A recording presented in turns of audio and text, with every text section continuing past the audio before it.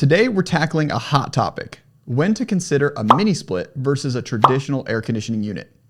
If you're trying to cool your home and you can't decide between these options, this video is for you. Let's get right to it. First, let's talk about mini splits. Mini split air conditioners, also known as ductless systems, are ideal for cooling specific rooms or zones in your home. They're perfect if you have a room or space that doesn't cool evenly, like an attic, home addition, or garage. Mini splits are super energy efficient because they don't lose energy through the duct system. Plus, installation is relatively easy and less invasive since they only require a small hole for the refrigerant lines. However, they can be more expensive up front compared to window units or portable ACs, but the long-term savings on energy bills can make them a very cost-effective choice. Now let's talk about regular air conditioning units, specifically central air conditioning. Central AC is great if you want to cool your entire home. It uses a network of ducts to distribute cool air evenly throughout your house.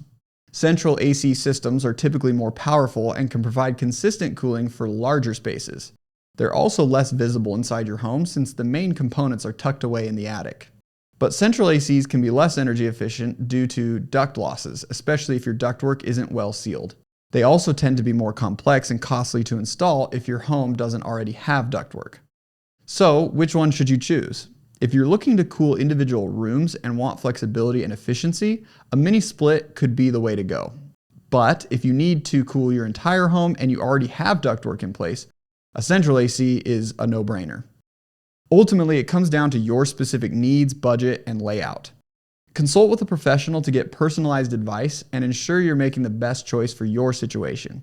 Thanks for watching. If you found this video helpful, give it a thumbs up and don't forget to subscribe for more home improvement tips. Stay cool and we'll see you in the next video.